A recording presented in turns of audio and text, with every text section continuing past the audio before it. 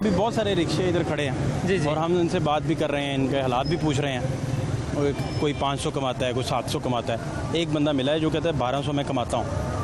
तो इनका कंडक्ट आप लोगों से कैसा होता है जब ये मिलते हैं आपसे, जब आपसे गपशप होती है? क्योंकि ये हैव नॉट्स भी हैं और सैलाब की वजह से आजकल तो वैसे ही मंडियों में आपको पता है टमाटर और प्याज जो है वही नहीं आपसे मैनेज हो रहा गरीब लोगों से, नॉर्मल लोगों से जो हैव नॉट्स हैं ख़ास तौर पे। ऐसे तो क्या कंडक्ट इनका फिर होता है?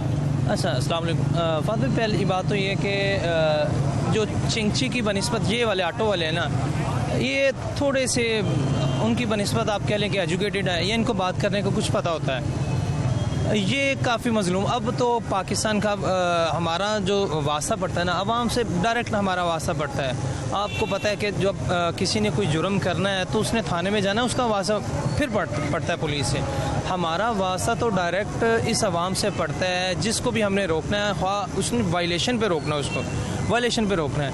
तो महंगाई की वजह से मैं अपनी बात करूं तो मैं पहले देख लेता हूं कि यार इसने वायलेशन तो की है, आया अब मैं इसको ब्रीफ करके समझा के इसको भेज दूं, पहले उसकी सिचुएशन देख लेता हूँ कि आया कि यार ये बंदा पे कर सकता है। आपके कहने का मतलब है वहीद भाई, आप बेसिकली कह रहे हैं कि लोगों के चेहरे पे गुर्बत की दास्तान आपको जब नज़र आती है तो चालान करते 100 दफ़ा आप सोच रहे होते हैं कि मैं इनको वैसे वर्बली समझा दूँ।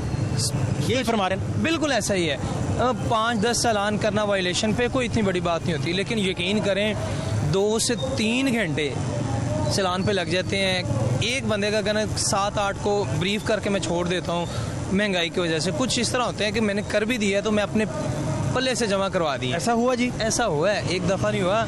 ये लास्ट वीक की बात है, हाई कोर्ट चौक पे ड्यूटी थी मेरी, तो एक बुज़ुर्गों को उन्होंने वायलेशन की तो मैंने उनका चालान कर दिया। उनको भी पता था कि मेरी वायलेशन हुई है, उन्होंने चालान कर दिया, लेकिन उन्होंने मुझसे कोई बात नहीं की। उन्होंने मुझे लाइसेंस दे दिया, 500 का चालान किया मैंने, उन्होंने मुझे लाइसेंस दे दिया अपना। जब मैंने उनको चालान काट के उनको रसीद वापस की तो ना उनकी आंखों में आंसू आ गए। वो पैसे नहीं होंगे? पैसे नहीं थे। उन्होंने कितनी एज थी उनकी? अराउंड अबाउट आई थिंक 45 या 50 के एज थी उनकी। तो मैंने कहा बुजुर्गो तुम मैंने पहले दस देंगे कि बेटा मेरे को पैसे नहीं है तो मैनू माफ़ कर दे, मैं समझा दे, मैं आइंदा गलती नहीं करांगा। कहते बेटा मैं वायलेशन मैंने की थी तो मैं खामोश था, अब मैं आपसे क्या कहता है, मेरी गलती थी। तो उन बुज़ुर्गों को ना जब कहते कि मैं घर जाना था, मेरे पास पैसे नहीं थे, तो मैं वायलेशन तो मुझसे हो गई, मैंने चालान भी करवा लिया और आंसू मेरे खुद ब खुद आ गए।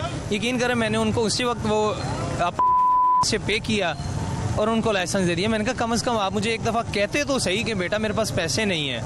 तो मैंने कहा एक कौन सी बात थी, मैं आपको ब्रीफ कर देता कि आइंदा ये मिस्टेक ना कीजिएगा, मैं आपको समझा के छोड़ देता।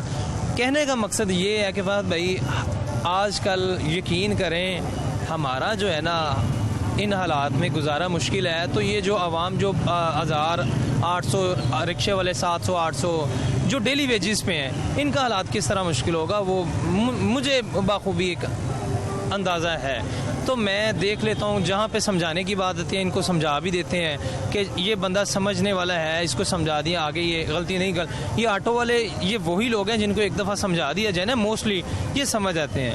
बाज़ हैबिचुअल होते हैं, उनको फिर वायलेशन पे टिकट भी दे देते हैं, ख्वाह वो जमा करवा सके ना कर। लेकिन मैं अपनी बात करता हूँ कि हालात लोगों के बहुत तंग दस्त हैं इस वक्त। बहुत शुक्रिया, थैंक यू सो मच।